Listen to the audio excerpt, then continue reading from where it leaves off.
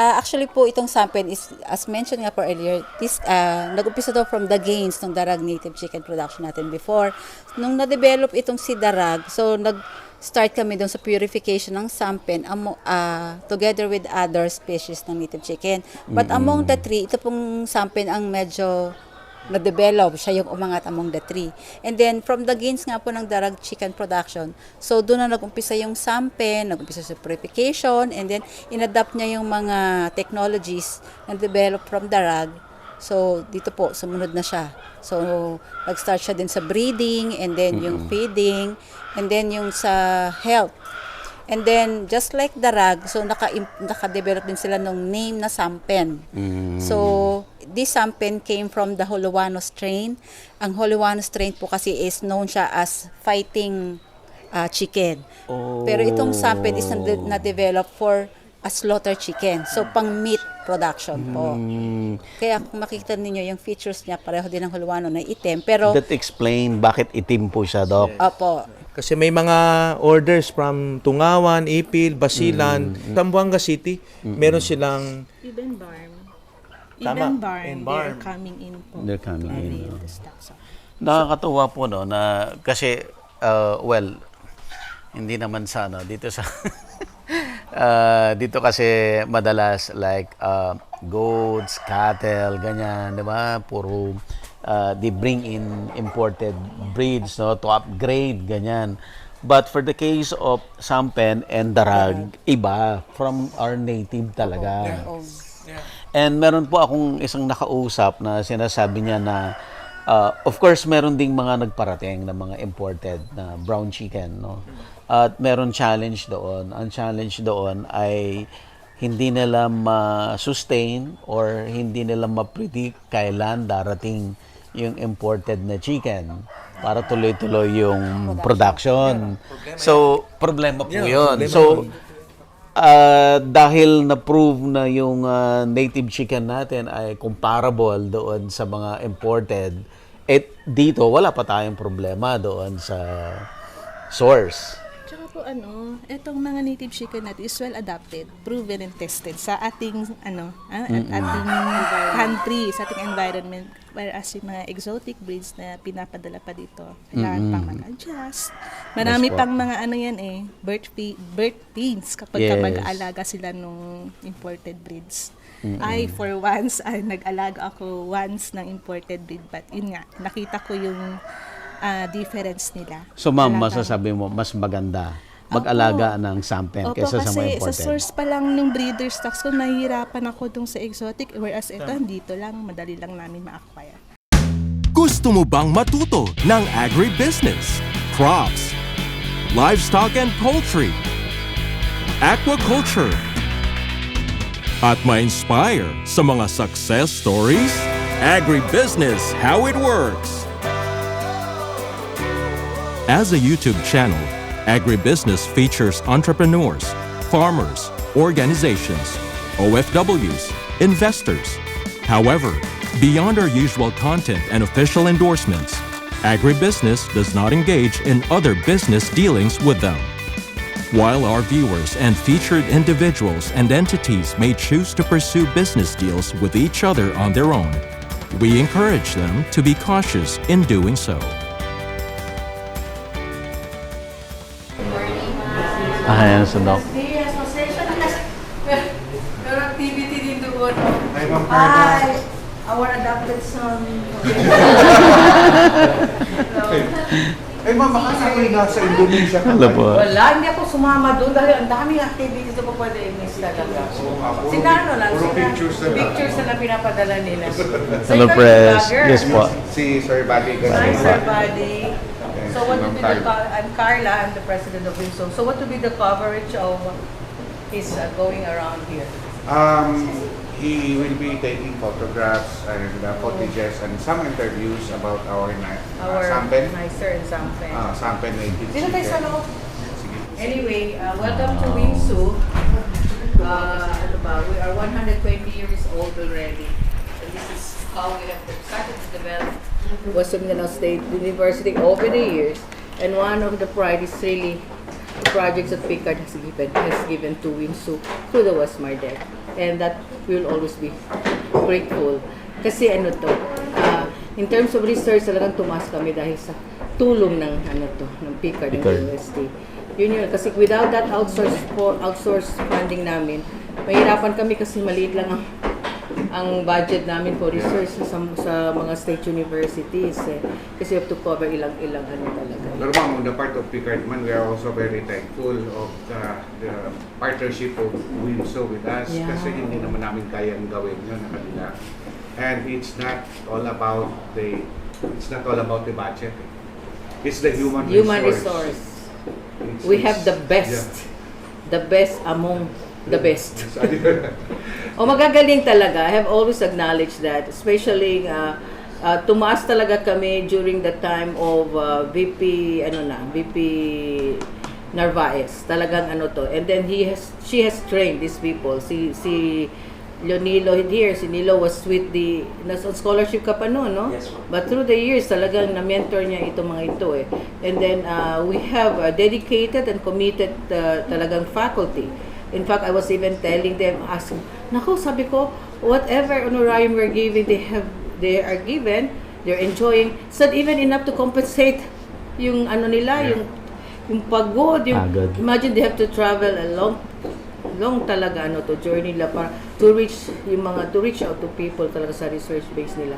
So mahirap yun, but they were able to sustain it. Siguro it's more on yung pagkatao, yung dedication nila. Kasi it's not about them, it's really about their commitment to Western Mindanao State University. We are working towards a smart research university. Sabi nila, it's a giant step onwards. But I said, baby steps, but eventually, yung baby naman lumalaki. So yun ang ko talaga doon. And we are reaching yung mga goals na, yung mga targets namin. Kasi I have really people who really knows their work. Sabi nila, an administrator, a manager will not find it hard to reach the goals if you put the right people in the right position. Hindi in a square peg in a round hole, hindi yan sila. They are really meant for that position. Kasi I have to study din yung kapabilidad nila, kung kakayahan nila. Kasi I don't place people na yung kaibigan ko lang, no. It's really based on, evidence-based kasi ako. So that placed the university where it is now. Lucky lang talaga siguro ako kasi people who are working with administration now, talagang nandun ang commitment and dedication.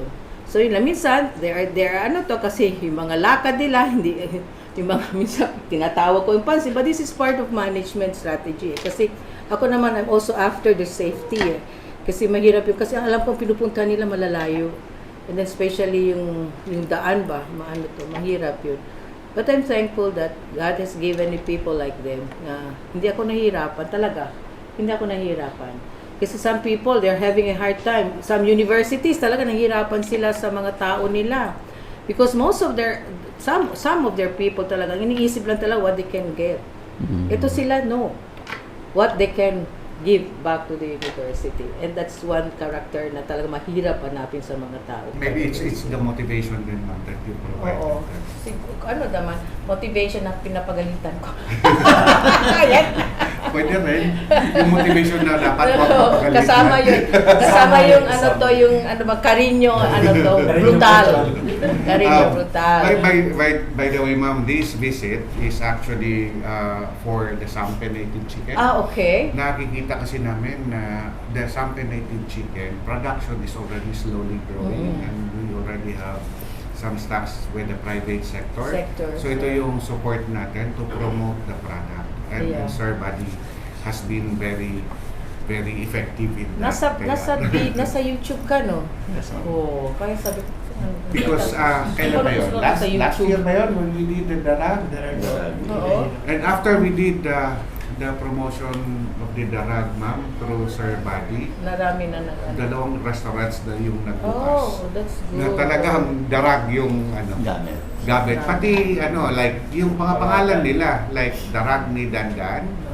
At saka yung isa Yung bago. yung Darag, Manok, Bisaya. Ayun, basta ganon.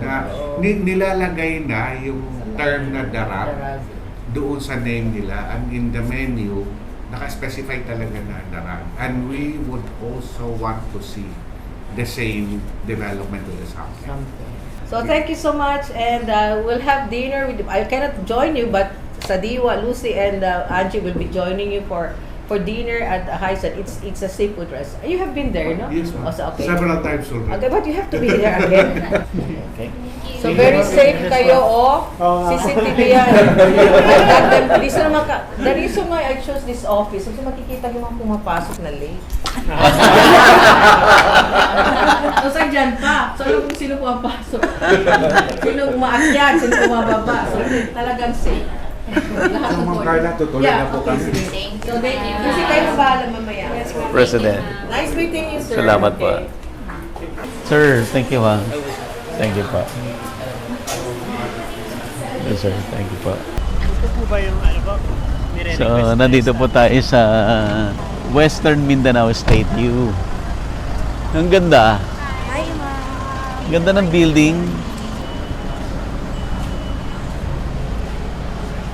Ganda oh.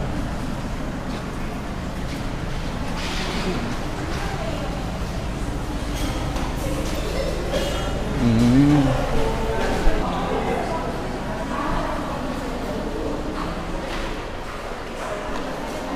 Ang ganda. First ever ano po. Ito yung first building talaga. Established. Ang ganda ng university. Thank you po.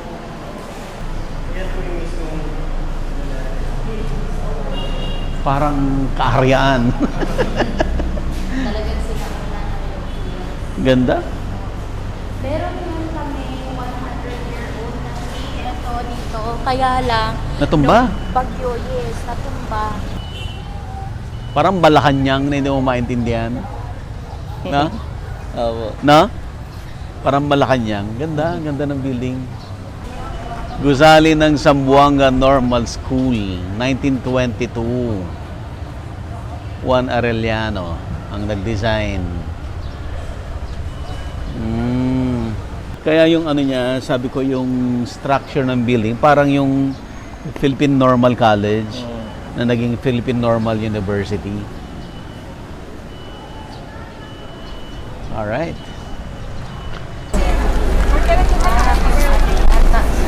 Sir Brad, yes, so welcome to WIMSU College of Agriculture. Yung kung i-trace natin yung mga several years, kung doon tayo umpisa, ayun, ibang sistema kaysa ngayon. Ibang kwento. Ibang kwento. Kasi noon kasi may mga setup noon, mga by family, by modules, tawag nila by module yung breeding setup noon. So, at least sila Dr. Terry pa yon, tsaka si Dr. Paterna, Dr. Baguio. Yun yung time from 16, 17, 18. Kaya nagkaroon tayo ng partner sa Bureau kasi yun yung na-pilot test nung unang labas ng ating breeders. Kaya Bureau is also a breeder station, breeding station. So dito lahat ng galing yon. And so with itong kay Dr. Glenn. Yan time na yon. 16, 17, 18 yan. Nag-upisa kasi yan. Oo, WIMSU talaga dito nag-umpisa. Lahat yon mga naging successful na multiplier farms, breeder farms. Dito nang galing lahat sa WIMSU. Pero nagsimula kami dito sa NICER program na. Kami na ito si Joe, sa pilot test pa ito sa Sampen Native Chicken, si Dr. Nilo. Pero ako pumasok sa NICER program na.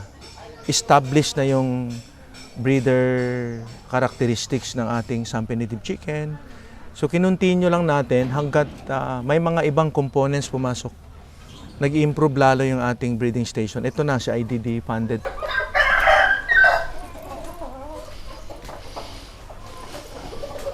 Ito yung ating maintained na na-sustain na breeders so far. So yun. Yung stocks from 2016, nagtuloy-tuloy yun. Ito na yung pinaka na-establish na magandang characteristics. So dito na tayo kumukuha ng mga potential breeders na pwede naman ibigay dun sa ating partner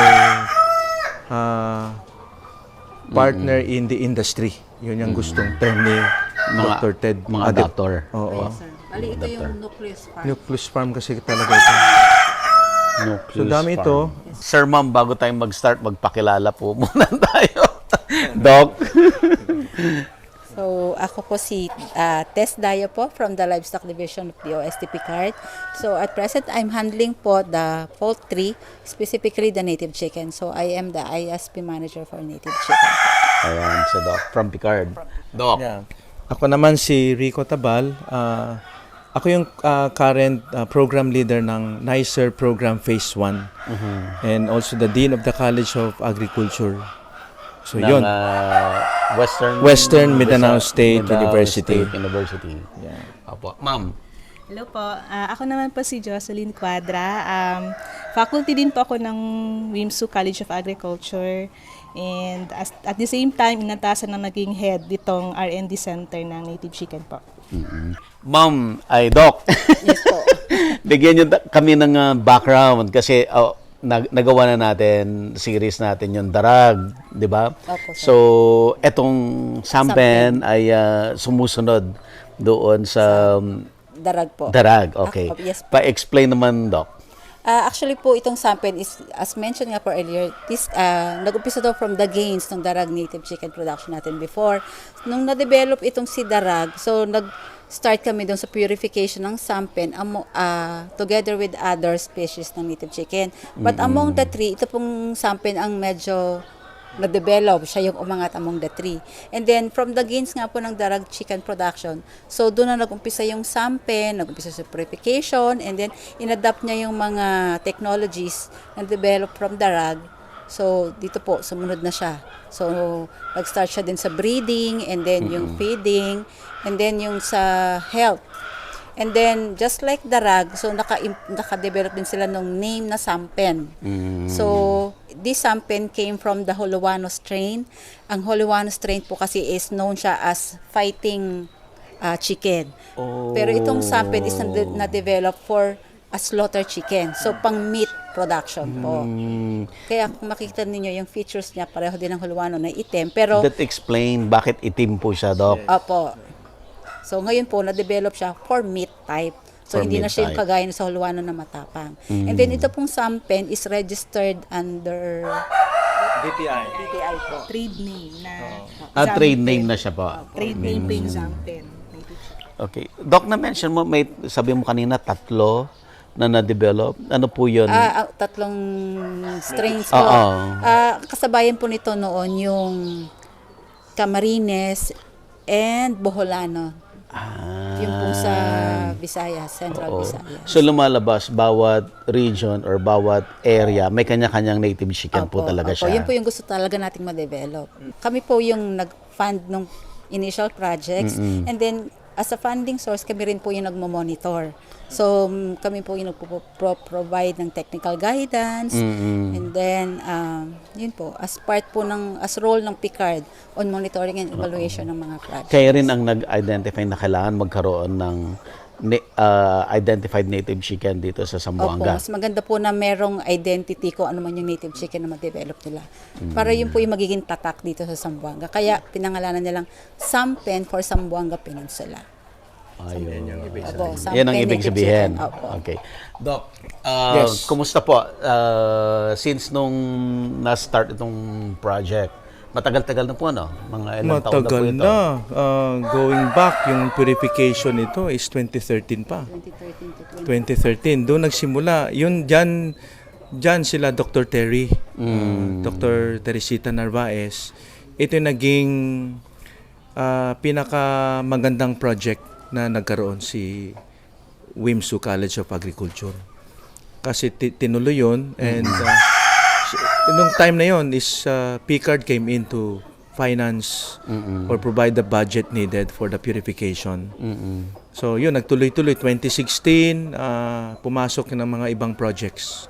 R&D pa rin.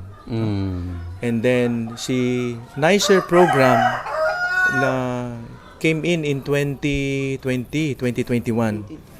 So it's a big project. It's a big program funded by the OST Picard. It's about 30.2 million. And 3 components siya. Yung one, kasama kami ni Ma'am Jo Quadra, si Dr. Nilo. So yung aming naging responsibility doon, major contribution, i-develop namin further yung si Sampi Native Chicken and yung breeding protocol at saka yung feeding protocol. So yun yung. Kaya, Breeding, feeding. Kasi tapos na tayo sa purification. yes. So dinevelop lalo yung ating breeding. Kasi yun yung kailangan natin pagtuunan dito sa NICER program. Kasi ito yung kakailanganin sa ibang partners natin, yung breeding. So tsaka yung feeding, kasi napakamahal yung commercial feeds. Na kung masustain natin yung type na feeding material and management para doon sa ating mga backyard raisers, kasi sila yung ating target na beneficiaries of the program, so that we can generate more stocks for slaughter, egg for sale, no? Ito yung ating ano. So in short, the program aims to develop more or produce more breeder stocks for our community, farming communities. Sila naman in return, they can generate the economic activities. Oo. Dok, balikan ko lang konti. Gaano katagal, gaano kahirap yung purification process ninyo until nakarating kayo dito sa Nucleus Farm? Sa Nucleus Farm, palagay ko that the right person to answer, if I may, Ma'am Doc Tess, si Jo Quadra, kasi siya yung nag-involve talaga sa breeding natin ngayon. Okay. And before. Actually, hindi talaga ako yung Ma'am, dito po. nag-involve directly po. Apa. Bale, parang pinamana lang din sa amin to. Okay. No? Ang pagkakaalam ko po is 3 years po talaga yung purification. But dapat nga hindi lang hanggang doon. Continuously po kami nag-maintain ng breed or may mga kailangan pang i-improve. Gaya nung nangyari po last time, nag-umpisa nung inilabas po si Zampen, yung potential po niya ay makapagbigay ng 105 itlog kada inahin sa isang taon. Pero ngayon po, dahil sa resulta ng NICER natin, na-improve po natin yun ng 130. 130. So, nagkaroon ng increase. Madami yan, ma'am. Marami. Super. Okay na po yun for the native chickens. For the native Pero chickens, unlike yeah. other breeds na talagang matataas. But we had improved it from 105 to 130. At saka po yung kabigatan, na-improve na rin po natin kasi yung tina-target po natin na ma-market siya na at 4 months or even 3.5 months sa isa namin mga adapter sa kapag harvest na siya, na ikakatay niya na ng 3.5 months lang. So may more than a kilo na po siyang. Nung hindi pa po na-purify, ilang months po yung naabot? Ano po iba-iba po kasi mongrelize na yung Buluano dati. So meron, mostly kapag farm level, 8 to 9 months pa, even 1 year, saka sila nagkakatay ng native chicken. So now, at 4 months, kaya na nating magkarne, magkatay ng. Dok, ilan na po ang natin ngayon? Ang yung nag-adapt ng technology? Sa Zamboanga City, meron tayong additional 17. 17? 17. May isang farm pupuntahan natin. Ito, pinakamasayang nangyari. So bukas, makaharap natin yung isang farm going East Coast. Pero right now, we have additional 17. At saka may association na din tayo dito. So, Zamboanga City Sampen Native Chicken Association. No? Growers Association. So, yun yung meron tayo dito. So, of the 17, iba-iba yung hen level. No? Mayroong 20. Itong, yung bukas, nasa 50-60 hen ito. Medyo malaki na. Medyo malaki na. Maganda na. Iba din yung vision nila, no? We tour them around sa mga ibang successful na farms in Region 9, lalo itong sa Pagadian, yung sa Sikwate House. Last month lang yun, no? Joe led the group, and then we bring our cooperators from Zamboanga City to Pagadian. And now they're thinking of doing the same sa Pagadian, duplicating yung kasi ito yung best practice na nagkaroon. Oo. 200 hen level. Napakataas na yung doon. Commercial scale na. At saka may restaurant ito si si Kuate House, owner of isang farm sa Pagadian. Ito din yung gagawin sa Zamboanga, and hopefully mag-succeed kami by next year. Target namin by next year. Ito Zamboanga City, Basilan is buying stocks from us. Ipil is also buying stocks from us. May mga yung Jensan, even as far as Jensan ngayon. Oroquieta City, Kidapawan, no? even Village Palawan. Yun lang kasi Yun. hindi na namin nabalikan. Dami ng meron kaming pinakamalaking shipment 2 years ago, 2 years or 1.5 year ago sa Osamis, Oroquieta City. Around 300 heads dineliver namin. Wow. So yun, Kabigin is asking stocks. Ang daming nag-aas. Pero hindi namin ma-provide lahat. So the only thing, kaya kami ni Dr. Nilo, si Ma'am Jo, nag-develop kami ng mga approaches na hindi lahat manggaling dapat dito, but it should come from our partners sa industry. Actually po, may mga partners na rin kami nakapag-disperse na. Oh, Thousands of heads na kasi may mga orders tayo. LGU projects usually, yung mga livelihood projects. So, no, we were able to cater. So, yung ginagawa namin, yung mga adapters natin sa labas, sila yung magko-consolidate and facilitate the availability of the stocks. Doc Tess, base po doon sa lumalabas na kwento ngayon, ito bang Sampen ngayon ay kasing successful ng Darag? Or Opo, sir. In terms of demand and as far as in terms of development ng association, kaya rin sila nag-develop, sir, ng association because of the increase in demand. And as the nucleus farm, kaya kailangan talaga nilang mag-improve dun sa production kasi sila yung magiging source ng mga ibang breeder stocks na pampalit din dun sa ibang stocks ng ating project ating breeder cooperators. So ang flow po niya from the nucleus farm going to the cooperator, then cooperator ang magbibigay naman doon sa mga small farmers. Opo, sir. Ganon Pero yung our niya. technical support will not end there. Kasi nangangailangan din sila ng pampalit ng mga breeders, male breeders natin. So, yung ginagawa ni Ma'am Jo, may approach din sila na yung male breeders must come from here. So, pangpalit. So, exchange na naman kami, kukunin namin yung kanilang male. So, ganun siya. Basically, ito walang income, and Wimsu really committed to really sustain this one. Kahit yung labor component, feed component nito is si Wimsu na nag-provide. Ganun ka si Wimsu ngayon. So siya nag-sustain ngayon sa pangangailangan dito, including 2 labor ngayon. Wimsu na ng kasi para ma-sustain natin From yung the sales yan, sir. From the sales ng mga mga animals natin na yung binibenta din. Kasi may mga orders from Tungawan, Ipil, Basilan. Ito hindi na libre. Kasi iba yung nila purpose, i-distribute din nila sa kanilang mga members. Lalo na itong mga LGU funded. Dami mga LGU. Ipil, Tungawan, LGU, Basilan Province is an LGU. Zamboanga City, meron silang Even Barm.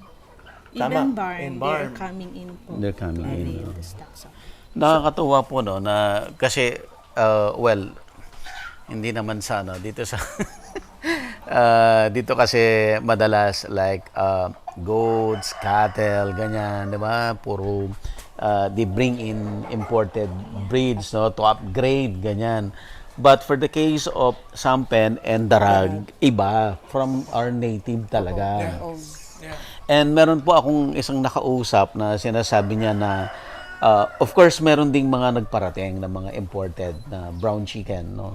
At meron challenge doon. Ang challenge doon ay hindi nila ma-sustain or hindi nila ma-predict kailan darating yung imported na chicken para tuloy-tuloy yung production. So, problema po yun. So, dahil na-prove na yung native chicken natin ay comparable doon sa mga imported, dito wala pa tayong problema doon sa source. Tsaka po itong mga native chicken natin is well adapted, proven and tested sa ating ating country, sa ating environment. Whereas yung mga exotic breeds na pinapadala pa dito, kailangan pang mag-adjust.